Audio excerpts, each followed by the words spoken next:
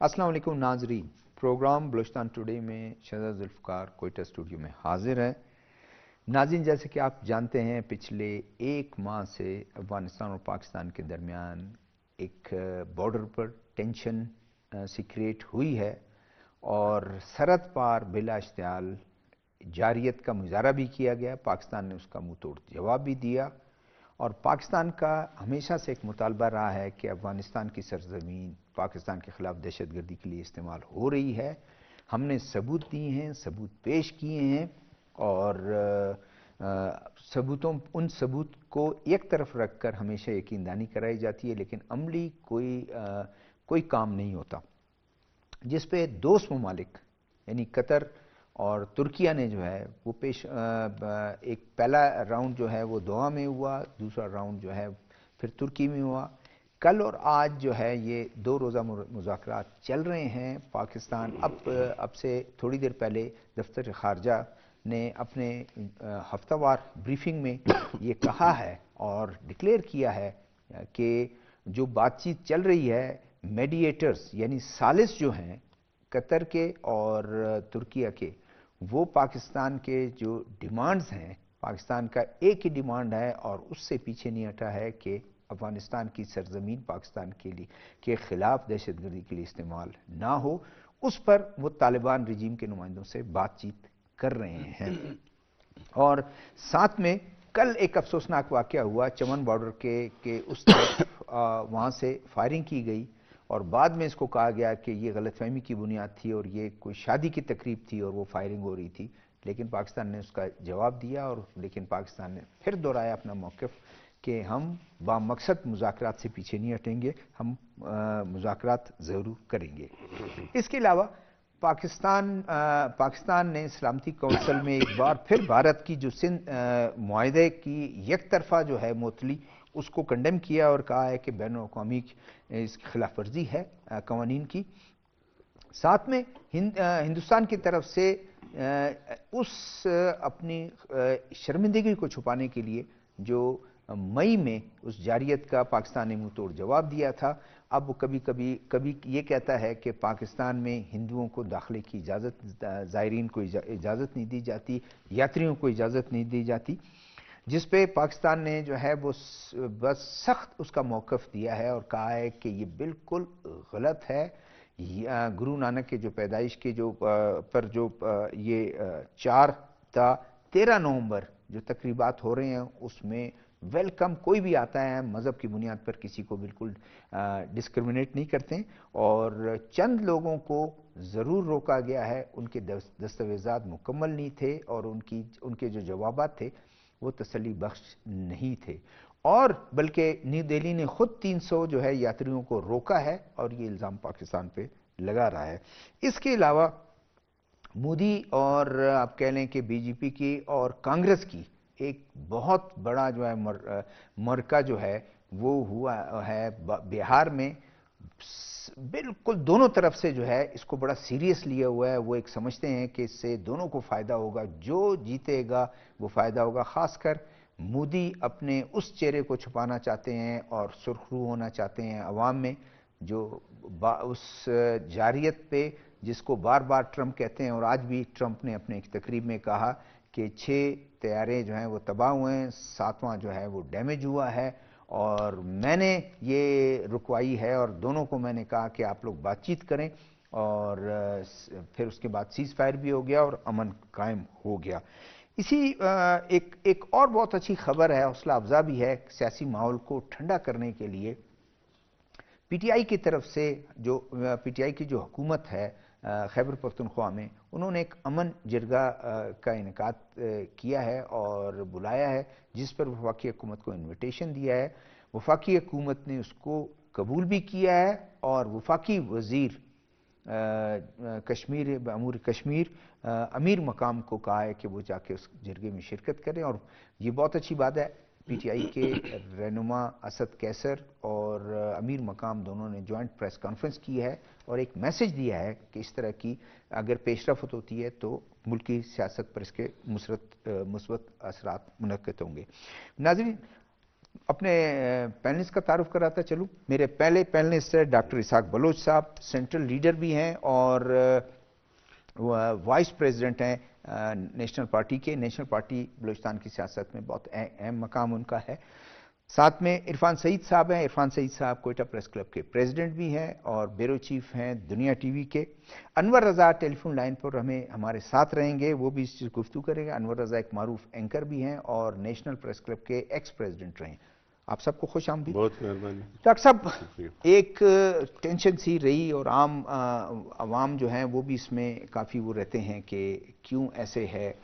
تجارت ہو اور پاکستان تو ہمیشہ سے ہمسایہ ممالک کے ساتھ ایران ہو، افغانستان ہو، ایون انڈیا کو آفر دیتا رہا ہے کہ ہم امن کی وہ بات کریں، سوائے کشمیر کی اس سے ہم نہیں ہٹیں گے، ادروائز ہم یہ کرتے رہیں گے. تو کیسے دیکھتے ہیں کہ پہلا راؤنڈ ہوا، دوسرا راؤنڈ ہوا، آج کیا امید کرتے ہیں کچھ پیش رفت ہوگی؟ دیکھیے نا، وہ ایک مشہور بات ہے کہ آپ سب کچھ بدل سکتے ہو لیکن اپنے ہمسائے کو نہیں بدل سکتے. بالکل. تو جب ہمسائے بدلا نہیں جاتا ہے تو ہمیشہ اس کے ساتھ اچھے تعلقات استوار کرنا چاہیے. میں سمجھتا ہوں، دیکھیں دنیا میں جتنی بھی مسئلے ہوئے ہیں، اگر پہلی جنگ عظیم ہوئی ہے، دوسری جنگ عظیم ہوئی ہے، مذاکرات سے، ٹیبل ٹاک سے، ڈائلاگ سے حل ہوا ہے. ایون یہی افغانستان کا مسئلہ تھا، جینوا مذاکرات بہت مشہور ایک مذاکرات ہے کہ اس کی جو ہے ابتدا کی گئی. تو آج جو اس قسم کے جو معاملات آتے ہیں درمیان میں، جب دو ریاستیں بیٹھتے ہیں اور درمیان میں سمجھتا ہوں کہ یہ ترکی کا اور قطر کا اچھا کردار ہے، بہت مثبت کردار ہے کہ وہ ایز اے میڈیٹر جو ہے درمیان میں پڑے ہوئے ہیں، ایک صلح کا جو ہے ماحول پیدا کر رہے ہیں کہ ان کے درمیان ہم آہنگی پیدا ہو. اور وہ ہم آہنگی جو ہے بہت سارے معاملات میں ہے. دیکھیے اس میں کوئی دو رائے نہیں ہے کہ تقریباً کوئی 30-35 لاکھ جو ہے افغان مہاجرین کی یہاں پہ مہمان نوازی کی گئی، ان کی خاطر ان کو یہاں پہ رکھا گیا. جب 1979 سے لے کر تاحال ابھی شروع ہوا ہے کہ وہی آپ لوگوں کا اپنی ریاست ہے، اپنا ملک ہے، آپ لوگ چلے جائیں. تو یہ جو چھوٹے چھوٹے جو معاملات ہوتے ہیں ان کو جو ہے بڑھانا نہیں چاہیے، کیونکہ ہمارا جو ہے یہ جو ریجن ہے یہ بالکل متحمل نہیں ہو سکتا ہے. میں آپ کو روکوں گا تو میں دوبارہ آپ کے پاس آتا ہوں. انور رضا صاحب ٹیلی فون لائن پر ہیں. السلام علیکم. وعلیکم السلام. بہت شکریہ انور رضا صاحب، آپ نے ہمارا پروگرام کے لیے وقت نکالا. انور رضا صاحب، بات ہو رہی تھی یہ ابھی ڈاکٹر صاحب جو ہیں نیشنل پارٹی کے سینٹرل لیڈر ہیں، افغانستان اور پاکستان کی بات چیت کی. اس بات چیت کو آپ کیسے دیکھتے ہیں؟ اور کافی دونوں طرف سے، پاکستان کی طرف سے بھی بہت توقعات کا وہ اظہار کیا جا رہا ہے کہ کوئی نہ کوئی مثبت پیش رفت ضرور ہوگی. دیکھیے، پاکستان نے ہمیشہ خطے میں قیام امن کے لیے جو کردار ادا کیا ہے وہ دنیا کے سامنے ہے، اور اسی کردار کے عوض پاکستان نے نہ صرف 80,000 سے زائد قربانیاں بھی دی ہیں، اپنا جانی اور مالی نقصان بھی برداشت کیا ہے، صرف اسی وجہ سے کہ پاکستان خطے میں دہشت گردی کے خاتمے کے لیے کلیدی کردار ادا کر رہا ہے. پاکستان اور افغانستان کے جو تعلقات ہیں وہ بھی دنیا دیکھ رہی ہے کہ 40 برس تک ہم نے اپنے افغان بہن بھائیوں کو کھلے دل کے ساتھ پاکستان کے اندر ایکسیپٹ کیا، اور آپ نے دیکھا کہ کس طرح ہم نے انہیں باعزت طریقے سے یہاں پر روزگار کے مواقع فراہم کیے، اپنے بہن بھائیوں کی طرح قبول کیا. لیکن اب جو طالبان کی حکومت ہے اس میں بھی میرے نزدیک دو ان کے کمپوننٹ ہیں، ایک وہ جو بالکل پرو انڈین ہیں اور ایک وہ جو پاکستانی ہیں. پاکستان کے ساتھ محبت رکھنے والے لوگ جو ہیں افغانی بھائی، ہمارے بہن بھائی، وہ چاہتے ہیں کہ پرامن طریقے سے ہم پاکستان کے ساتھ رہیں، لیکن جو جس پر انڈین انفلوئنس شامل ہے، اور آپ نے دیکھا کہ جس طرح مذاکرات کے دور چلتے رہے اور افغانستان کابل کی بجائے دہلی سے ڈائریکشن لیتا رہا، یہی وجہ تھی کہ جو مذاکرات کے ادوار تھے وہ کامیاب نہ ہو سکے. اب بھی جو دور استنبول میں مذاکرات کا جاری ہے اس میں یہی توقع کی جا رہی ہے کہ پاکستان کی جانب سے جو ایویڈنس ہے وہ وقت کو پرووائڈ کیے گئے ہیں اور وہ بھی نقطہ بنقطہ جو ہے اس کا جواب دے رہے ہیں. پاکستان کی صرف ایک خواہش ہے جو کہ بالکل آئینی، قانونی اور سفارتی سطح پر ہمارا یہ حق ہے کہ افغان سرزمین جو ہے وہ پاکستان کے خلاف دہشت گردی کے لیے استعمال نہ ہو. ہم صرف یک مکاتی ایجنڈے پر بات کر رہے ہیں اور اسی حوالے سے جو دیگر اس کے گرد چیزیں گھومتی ہیں اس پر بات چیت کی جا رہی ہے. ہم چاہتے ہیں کہ اس پر کوئی ہمیں باضابطہ طور پر کوئی گارنٹی دی جائے، لکھ کر دیا جائے. دیکھیے، یہ بات درست نہیں کہ طالبان کو ہم سرحدی علاقوں سے نکال کر شہروں میں بسا لیں گے، دور کر دیں گے اور پھر آپ دیکھیے ذرا کہ بھارت کا کس طرح انفلوئنس ہے افغانستان پر، وہاں پر سفارت خانے قائم کیے جا رہے ہیں. پاکستان کو ڈی اسٹیبلائز کرنے کی جو ناکام کوششیں ہیں جو 2 دہائیوں سے بھی زیادہ ہو گیا جاری ہیں، اس میں آپ دیکھیے کہ پاکستان نے ہمیشہ کردار ادا کیا، امن کی بات کی، لیکن افغانستان کی جانب سے جو پرو انڈین طالبان حکومت میں لوگ بیٹھے ہوئے ہیں وہ یہ چاہتے ہیں کہ جو انڈین جنگ ہے، جو انڈیا کو بنیاد مرصوص اور مارکہ حق میں ہزیمت کا سامنا کرنا پڑا، اب انڈیا اس ہزیمت کو مٹانے کے لیے افغانستان کے ذریعے پاکستان کو. انور صاحب میرے خیال میں آپ دوبارہ آپ کو کال کرتے ہیں، شاید آپ کی آواز بہت ایکو ہو رہی ہے. جی میں یہ کہہ رہا تھا، دیکھیں نا، افغانستان اور پاکستان کے تاریخی رشتے بھی ہیں، آج سے نہیں بلکہ صدیوں سے. پھر ثقافتی رشتے بھی ہیں. دوسری بات یہ ہے کہ شہزاد صاحب آپ دیکھیں کہ افغانستان ایک ڈیڈ لاک کنٹری ہے، اور اس دوران اس کا جتنا بھی امپورٹ ہوا وہ جو ہے تھرو پاکستان ہوا. جو ٹرانزٹ کا جو ٹریڈ تھا وہ پاکستان کے ذریعے ہوا ہے. یعنی بہت بڑا ریلیف ہے. اگر پاکستان اپنا بندرگاہ نہیں دیتا، پاکستان ان کو فیسلیٹیٹ نہیں کرتا، تو یہ بھی ان کے لیے ایک بہت بڑا معاشی کرائسس تھا. عرفان سعید صاحب، جیسے ڈاکٹر صاحب نے کہا کہ افغانستان کے تو اگر ٹرانزٹ ٹریڈ کی بات ہے، وہ آج سے نہیں کئی دہائیوں سے جو ہے نا پاکستان اس کو ہمیشہ فیسلیٹیٹ کرتا رہا ہے. ہمیشہ پاکستان نے جو ہے نا وہاں پر اپنے امن کی خاطر اور اپنے کنسٹرکشن کی خاطر بھی اپنے وہ کیا. لیکن پاکستان کا کیا یہ ڈیمانڈ کیا غلط ہے کہ آپ اپنی سرزمین کو روکیں استعمال ہونے سے؟ بہت بہت شکریہ شاہد صاحب. سب سے پہلے تو ڈاکٹر صاحب نے جس طرح بات کی، ہمارا ہمسایہ بدلا نہیں جا سکتا. یہ چیز افغانستان کو بھی سوچنی چاہیے کہ پاکستان جس پر اس کا سارا دار و مدار پاکستان پر ہے، لینڈ لاک سرزمین ہے افغانستان، اور یہاں سے جو ٹریڈ ہے یا یہاں سے جو کھانے پینے کی اشیاء ہے، جو دنیا کے ساتھ کنیکٹیوٹی ہے، وہ جو پاکستان کے تھرو جس طریقے سے تھی وہ کسی ملک کے ساتھ افغانستان کی نہیں تھی. پاکستان نے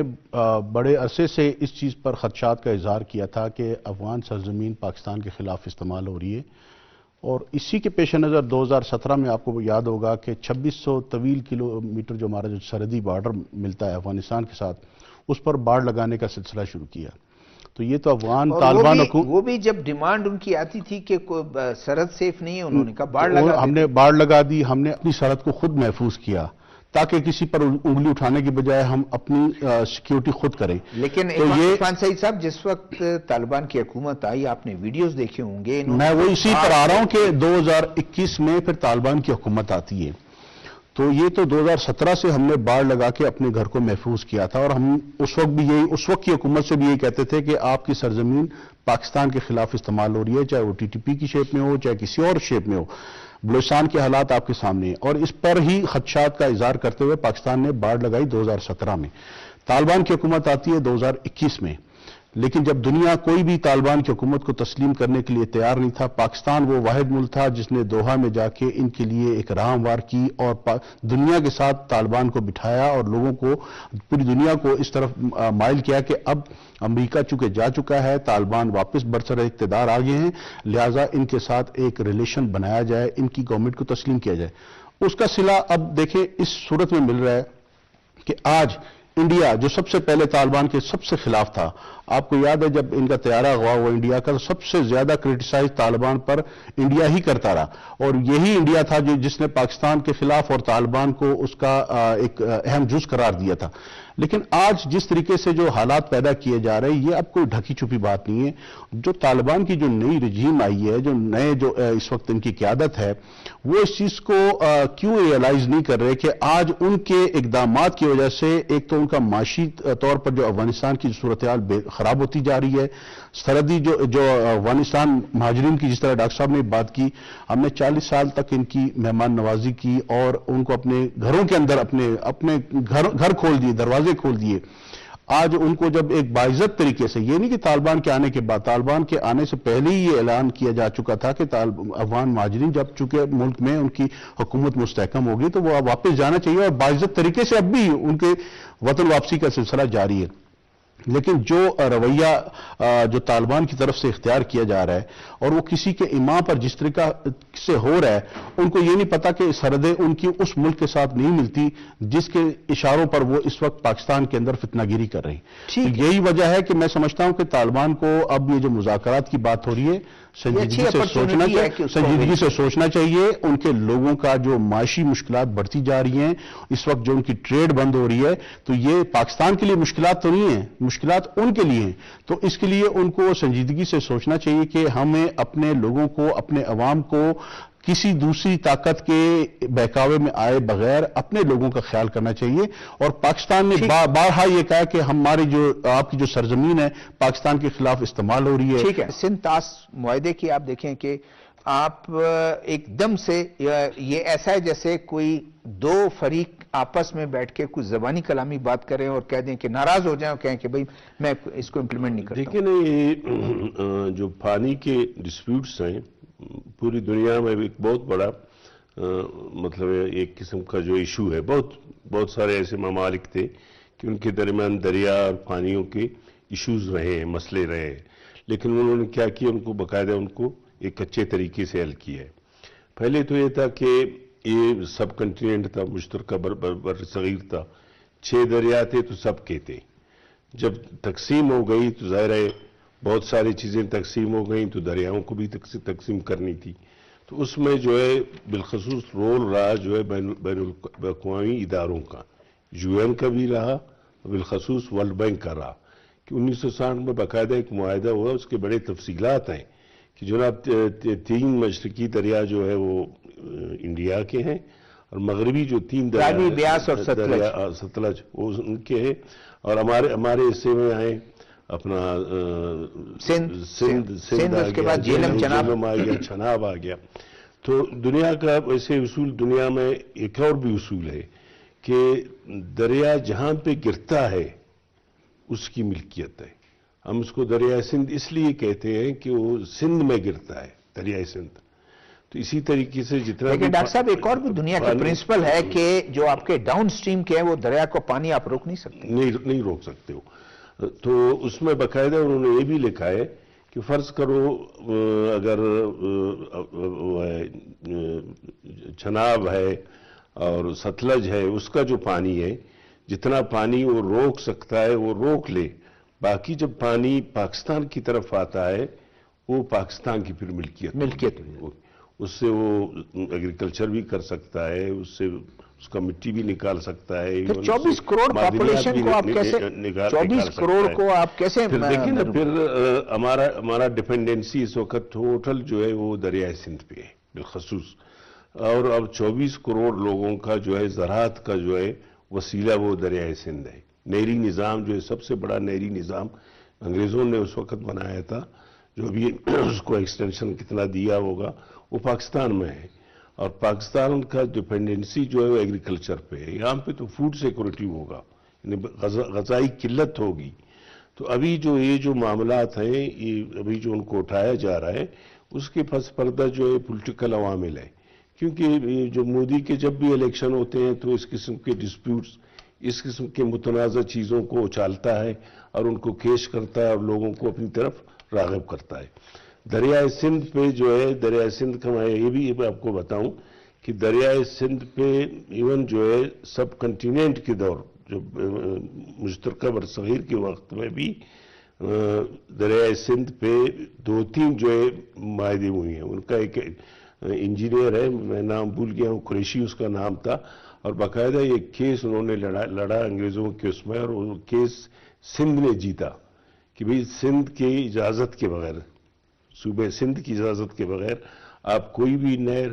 کوئی بھی ڈیم دریائے سندھ پہ نہیں بنا سکتے۔ ٹھیک ہے، آتا ہوں میں اسی دوسری بات یہ ہے، دیکھیں نا، دوسری بات یہ فرض کرو دریائے سندھ جب گرتا ہے ہمارے سمندر میں تو وہ کہتے ہیں کم از کم 10 ملین ایکڑ فیٹ پانی جو ہے اس میں گرنا چاہیے سمندر میں۔ اگر سمندر میں پانی نہیں گرے گا، سمندر ایروجن کرے گا، اوپر آ جائے گا۔ ابھی کئی ہزار ایکڑ زمینیں جو ہے برباد ہو گئی ہیں، اس لیے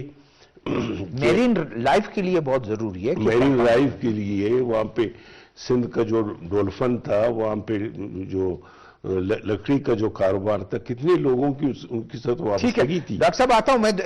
मैं इनसे पूछता हूं, जो अनवर रजा साहब मैंने क्वेश्चन किया कि यात्रियों की बात आपने वो क्वेश्चन सुना कि यात्रियों को खुद तो वो जो कुछ करे अपने उनके साथ माइनॉरिटीज के साथ, और इधर वो कहें कि जी आप इनको जो है ना उनके मजहबी रसूमात से रोकने के लिए आपने रोका उसको। शाह साहब, भारतीय जिस तरह भी आपने ये आबी जो दहशत गर्दी है उस पर मैं थोड़ी सी पहले बात कर लूँ कि जिस तरीके से डॉक्टर साहब ने बताया कि 6 दरियाओं का जो मुआहदा था, उस मुआहदे के बाद जिस तरीके से डे फर्स्ट से इंडिया ने जिस तरीके से आबी दहशत गर्दी की हमेशा से धमकियां दी पाकिस्तान को, और जब भी वो किसी शिकस्त से दो चार हुआ किसी भी महाज पर, तो उसके पास एक ही टूल है, एक ही हथियार है, वो कहता है जी मैं पानी रोक दूंगा, मुआहदा ख़त्म कर दूंगा, सिंध-तास मुआहदा। हालांकि सिंध-तास मुआहदा जो है वो कोई 2 ममालिक के दरमियान बाकायदा उसके अंदर गारंटर मौजूद हैं, और जिस तरीके से उसने अपने अभी आप देखें ना जेलम पर वो सालिसी अदालत ने भी हाइड्रो पावर जो अपने जेलम दरिया पर वो जो बना रहा है, इसी तरह किशन गंगा डैम है, दूसरे डैम जो बना के वो पाकिस्तान का पानी जिस तरीके से रोकने की कोशिश कर रहा है, पाकिस्तान के जो फसलों का जो सीजन होता है उसमें पानी मोड़ देना। हाँ बिल्कुल। तो ये इस किस्म के जो इकदाम, जब जरूरत नहीं होगा पानी उसके बाद छोड़ के इस पे पाकिस्तान जो इंटरनेशनल फोरम में गया है, वहां पर जो पाकिस्तान का केस बड़ा स्ट्रांग है, और ये मुआहदा को आज का नहीं है, 1960 का मुआहदा है, और उसका बाकायदा तहरीरी तौर पर इसकी तमाम चीजें इसकी मौजूद हैं। लेकिन इसके बावजूद वो मैं ना मानू वाली बात है कि मैं नहीं मानता, तो उससे दुनिया पर उसका जो उस पे आ जाए ना, ये तो वाकई ये वो है। और उसके और दूसरी बात जिस तरह भी आपने यात्रियों की मैं अब सबसे पहले बलूचिस्तान की मिसाल दूंगा। हमारे पास यहाँ पे इनका सबसे बड़ा जो मेला लगता है अंगलाज मेला, वहां पर मैं खुद भी मैंने देखा है, रिपोर्ट भी हमने की है, और हर साल हम देखते हैं वहां पर हजारों यात्री, लाखों हजारों की तादाद में दुनिया भर से आते हैं और इंडिया से बिलखसूस आते हैं। कभी भी आपने हमारे सोशल मीडिया पर रिपोर्ट्स मौजूद हैं, जिस तरीके से हिंदू यात्री इंडिया से जो आते हैं वो जिस तरीके से पुरअमन तरीके से उनका यहाँ पर इस्तकबाल किया जाता है, और उनको बड़ी जिस तरीके से उनकी मेहमान नवाजी की जाती है। गवर्नमेंट पाकिस्तान ने पैदल आ रहे होते हैं, और इतने तवील सफर करके जब वो वहां पहुंचते हैं उनके लिए वहां पर रहने का बंदोबस्त, सड़कें, पीने का पानी, यानी हर चीज पाकिस्तान गवर्नमेंट की तरफ से फराम की जाती रही है। और इसी तरह आपने जिस तरह भी डेटा दिया कि जो अभी ये इनका मेला था जिस पे तकरीबन 1932 के करीब जो यात्री आए, तो ये पाकिस्तान पर इल्जाम का वो कोई मौका छोड़ता नहीं है, वो खुद रोक के लोगों को खुद, और वीजे जो है 2400 को 2500 से जायद को दिए, तो 300 लोगों को रोक के उसने से दुनिया को ये दिखाया कि पाकिस्तान मजहबी रसूमात पर भी पाबंदी लगा के एक बहुत खिलाफ वर्जी कर रहा है। हालांकि ऐसा नहीं, दफ्तर खारजा ने इसकी वजाहत की है, और पाकिस्तान हमेशा खुले दिल से अपने जितने मजहबी रसूमात के लिए जो इंडिया से जो लोग आते हैं उनको खुले दिल से तस्लीम किया, उनकी मेहमान नवाजी की। हर साल हम देखते हैं लाहौर स्टेशन पर वाघा से जब लोग आते हैं, वहां पे जब रेलवे के जरिए जब आते हैं या बसों के जरिए आते हैं, तो जिस तरीके से वो वालिहाना उनका इस्तकबाल किया जाता है, तो ये एक किस्म का जो इंडिया जो है नरेंद्र मोदी, खाली मैं इंडिया को नहीं कह रहा, नरेंद्र मोदी की जो सरकार है वो कोई मौका नहीं छोड़ती, पाकिस्तान के खिलाफ कोई ना कोई वो महाज खड़ा रखती है, चाहे वो सिंध-तास मुआहदे की खिलाफ वर्जी हो, खसूसन मई के जिल्लत आमेज शिकस्त के बाद। अब तो वो उसके बाद तो उसका जिस तरीके से ट्रंप भी बार बार उनको जंग का जो ताना देते हैं कि तुम्हारे 7 जहाज गिरे, बल्कि 8वां तो उसने कहा कि जी बुरी तरह तबाह हुआ, तो ये चीज उनको चुभती है, और ये वो खफगी मिटाने के लिए अपनी वो हमेशा से वो इस किस्म के पाकिस्तान के खिलाफ, क्योंकि अमेरिका के खिलाफ तो वो प्रोपेगेंडा कर नहीं सकता, तो उसका जो है वो जोर से पाकिस्तान पे वो अपना निकालना चाहता है, अपनी खफगी को मिटाना चाहता है। हालांकि दुनिया अब मान गई है पाकिस्तान की ताकत को, पाकिस्तान की जो अस्करी क़यादत जो है, जिस तरीके से उन्होंने डिफेंड किया पाकिस्तान को, और जिस तरीके से इंडिया को जिल्लत आमेज शिकस्त दी है, तो ये अब खफगी मिटाने के लिए वो इस किस्म के दूसरे इश्यूज को हाईलाइट करते हैं। चलें, इसको टाइम हमारे पास कम है। इसमें एक और भी बात है, मजहबी हवाले से लोग जो आते हैं, यात्री आते हैं, तो ये मैशियत को तकवीत देता है, मुल्क के लिए फायदा है। अगर कल के दिन लाखों लोग जो है इनके ताल्लुकात अच्छे हों, तो अंगोल में मैं कहता हूँ करोड़ों लोग आ जाएंगे। پھر وہ مذہبی کتنا رواداری معاشی ایکٹیویٹی ہوگا، پھر اور پھر مذہبی رواداری جو ہے وہ بہت بہت ضروری ہے۔ ڈاکٹر صاحب یہ آج سے نہیں، دیکھیں کئی عرصے سے چلا آ رہا ہے یہ سلسلہ۔ ڈاکٹر صاحب ٹائم کم ہے، اگر یہی میں آپ سے اگر آپ بات کروں، آپ کی نظر سے ضرور گزرا ہوگا جو ایک الیکشن ہے، بہار کے الیکشن ہے، بہت زیادہ ادھر جو ہے نا وہ ان کا وہ ہے، کیوں جیتنا ضروری ہے دونوں، کانگریس کے لیے اور اس کے مودی کے لیے؟ دیکھیں میں سمجھتا ہوں کانگریس کے لیے اس لیے ضروری ہے کہ انڈیا کی جو وہ اس کو شکست دے، انڈیا کی جو ایک شکل رہی ہے، جمہوری شکل رہی ہے، وہ سیکولر رہی ہے۔ اب سیکولرزم کو مودی نے اس کا بیڑا غرق کر دیا۔ اب جتنے بھی جو سیکولر لوگ ہیں وہاں پہ کئی کروڑ مسلمان رہتے ہیں، دوسرے مذاہب کے لوگ رہتے ہیں۔ سیکولرزم کا ڈیفینیشن یہی ہے کہ بھی ریاست جو ہے سب کے مذہب اپنا اپنا، ریاست سب کا۔ تو وہاں پہ جو ہے مودی نے اس کارڈ کو استعمال کیا، ہندوازم کے کارڈ کو استعمال کیا کانگریس کے خلاف، نہ صرف کانگریس کے خلاف میں بلکہ تمام پارٹیوں بلکہ سیکولرزم کے خلاف استعمال کیا۔ اب کیونکہ یہاں پہ شروع سے بہار میں جو اس کا ایک مضبوط جو ہے مرکز رہا ہے، ابھی یہ اس کے بالکل جو ہے سیاسی جو زیست کا سوال ہے کہ یہاں پہ میں ہر حوالے سے جیتوں۔ لیکن ابھی جو آج کل سوشل میڈیا ہے، لوگوں نے اس کے اصل چہرے کو بھی دیکھا، اس نے جس طریقے سے مسلمانوں کے ساتھ جو رویہ رکھا وہاں پہ اس الیکشن اور پچھلے الیکشن سے تو اس کی پاپولرٹی کم انڈیا میں یہ پاپولرٹی کافی کم ہو گئی ہے۔ اور اب وہاں پہ ایک اور بھی ریئلائزیشن ہے جو ہم دیکھتے ہیں یا پڑھتے ہیں کہ لوگ اب اس چیز کو ریئلائز کر رہے ہیں کہ انڈیا جو ہے ایک سیکولر انڈیا ہی ترقی کر سکتا ہے، ایک سیکولر انڈیا ہی دنیا میں اچھا نام پیدا کر سکتا ہے۔ یہ جو تنگ نظر جو ہے مودی کی جو تنگ نظر نظریہ ہے یا رویہ ہے، اس سے انڈیا آگے نہیں ہوگا۔ عرفان سعید صاحب، ڈاکٹر صاحب نے جو بات کی کہ یہ ایک اس کا ایک وہ رائے، اور ظاہر ہے دونوں اپوزیشن اور حکومتی جماعت جو ہے، مودی خود جو ہے نا اس کو جیتنا چاہتے ہیں۔ آپ کے خیال میں وہ چہرہ جو اس کا وہ ایک پاپولر چہرہ جو وہ کہتا تھا، وہ بالکل ایسے دھند میں چلا گیا جب سے شکست ملی ہے پاکستان کے ہاتھوں، وہ دوبارہ سے اس کو گین کرنے کی کوشش تو نہیں کر رہا؟ شاہ صاحب، شکست تو خیر پاکستان نے تو عبرتناک شکست دی ہے مودی کو، اور مودی کے جو پالیسیز نے متشابہانہ جو پالیسیز تھی اس نے ہندوازم کو بالکل دنیا میں تنہا کر کے رکھ دیا۔ اب ریسنٹلی جو ابھی بڑا آج کل چرچا ہے سوشل میڈیا پہ بھی، نیو یارک کے جو میئر کا جو الیکشن ہے، اس میں جو میئر نے جو الفاظ استعمال کیے ہیں مودی کے لیے، وہ بھی چونکہ اس کا بھی تعلق گجرات سے ہے اور مودی کا تعلق بھی گجرات سے ہے، تو یہ میئر نے جو زوران ان کا جو ممدانی، اس نے جس طریقے سے جو مودی کے بارے میں جو الفاظ استعمال کیے، اس نے کہا نتن یاہو میں اور مودی میں کوئی فرق نہیں۔ تو جو مذہب کی بنیاد پر اپنے آپ کو جس طریقے سے وہ جو چہرہ مودی کا سامنے آ گیا دنیا کے سامنے، وہ اب کسی سے ڈھکا چکا ہے۔ بلکہ میرے خیال میں تو مذہب کہنا بھی غلط ہے، یہ مذہب نہیں ہے تو انتہا پسندی اس کو کہتے ہیں ہم۔ تو اب جس طریقے سے آپ بہار کے الیکشن میں اس کا وہ ہمیشہ سے وہ ایک اتحاد کے ذریعے وہ الیکشن میں حصہ لیتے رہے ہیں، تو نتیش کمار کے ساتھ مل کے، لیکن اب اس الیکشن میں اس دفعہ تو انہوں نے نتیش کمار کو جو ہے وہ نومینیٹ بھی نہیں کیا، اور ان کی کوشش ہے کہ بہار میں اپنی گورنمنٹ بناؤں، بی جے پی اپنی گورنمنٹ بناؤں، اور میں اس کی جگہ لوں نتیش کمار کی جگہ۔ میں سمجھتا ہوں کہ اس کے لیے اپوزیشن، جس طرح ڈاکٹر صاحب نے کہا کہ کانگریس ایک جو اچھے ایک موومنٹ کے ساتھ آگے چل رہی ہے، اگر کانگریس کوشش کرے تو بھارت کا جو ایک دوبارہ ایک وہ جو سیکولر والا جو ایک فیس تھا، میرے خیال میں اس کو ایک اچھا میرے خیال میں عرفان سعید صاحب اس دفعہ اس کو جو ہے شاید یہاں بھی وہ اس طرح کا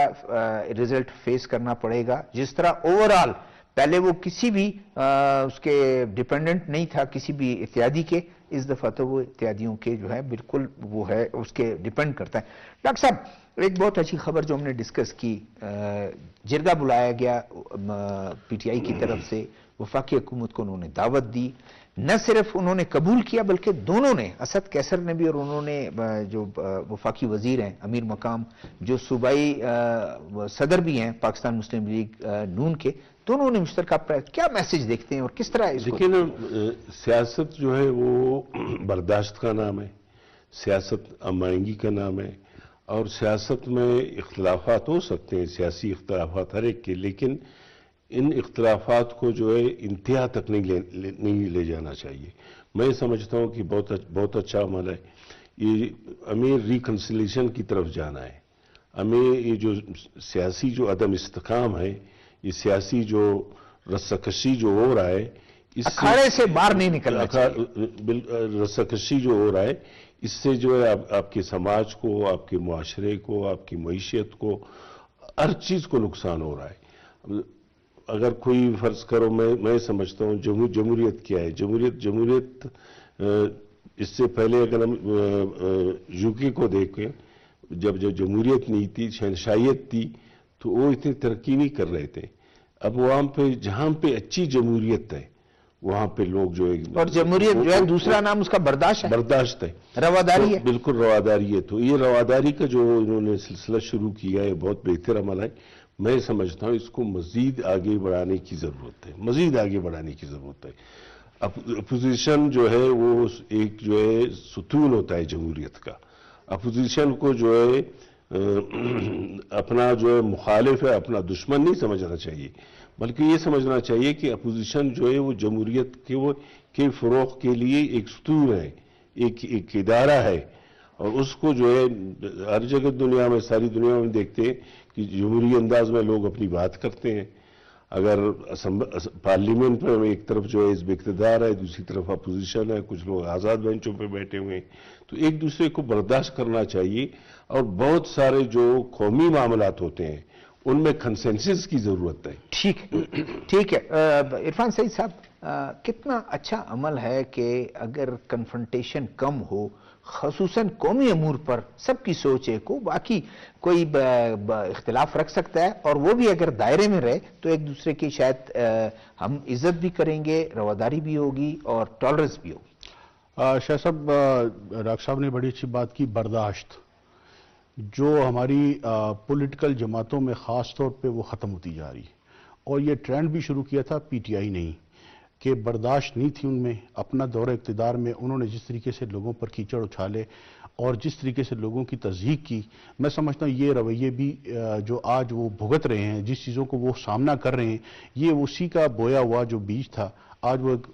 ہر جگہ پہ ان کو فیس کرنا پڑ رہا ہے۔ تو میں سمجھتا ہوں کہ اب بھی وقت ہے کہ جس طریقے سے اب پی ٹی آئی نے ایک اچھا سٹیپ اٹھایا، اگر جرگہ بلا رہے ہیں قومی مفادات میں، ملک کی معاشی صورتحال کے بہتری کے لیے، اپنے جو ہماری جو سیکیورٹی، جو سرحدات کی جو صورتحال ہے اس کے حوالے سے تمام پولیٹیکل جماعتوں کو اپنے اختلافات کو بالائے طاق رکھتے ہوئے ایک پیج پر آنے کی ضرورت ہے۔ ہمیں اپنے اداروں کو مستحکم کرنے کی، ان کو مضبوط کرنے کی ضرورت ہے، ان کے پیچھے کھڑے ہونے کی ضرورت ہے۔ اسی بنیاد پر ہم ملک میں جمہوری اداروں کو مضبوط کر سکتے ہیں، اور جس طریقے سے ایک دوسرے کی جو برداشت ہے نا، وہ میں سمجھتا ہوں کہ وہ بہت ضروری ہے۔ موجودہ حکومت بھی نے ایک اچھا سٹیپ اٹھایا ہے، اگر وہ جرگے میں امیر مقام صاحب جا رہے ہیں تو یہ ایک اچھا پیغام ہے پوری پاکستان کے لوگوں کے لیے کہ پولیٹیکل جماعتیں اپنے اختلافات کو بالائے طاق رکھتے ہوئے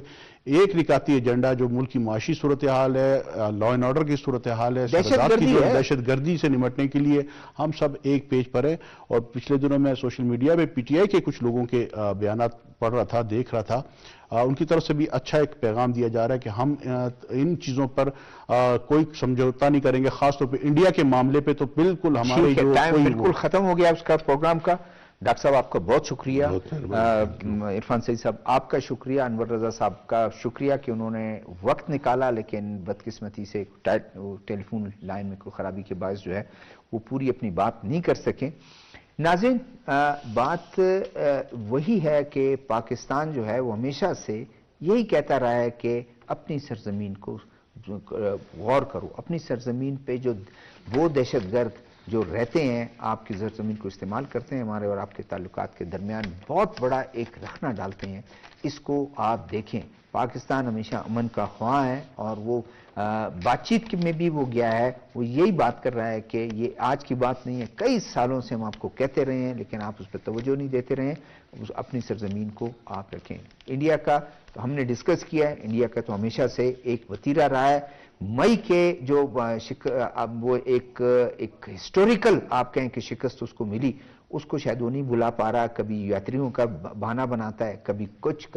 کبھی سنتاس کو وہ کہتا ہے کہ میں جی سیرا میں تبدیل کر دوں گا پاکستان کو، جو کبھی نہیں ہو سکتا۔ 24 کروڑ عوام کی جو ایک پانی کا جو اس کا حق ہے اس کو نہیں روک سکتے۔ اور ایک بہت اچھی خبر کہ پی ٹی آئی نے کم از کم ایک قبول کیا کہ وفاقی حکومت ہے، اس کو ماننا چاہیے، جس طرح دوسروں ہمیں مانتے ہیں ہم ان کو مانتے ہیں، اور ایک امن جرگے میں بھی اس کے کوئی مثبت نتائج نکلیں گے۔ آنے والے پروگرام تک شہزاد ذوالفقار کو اجازت دیجیے گا۔ اللہ حافظ۔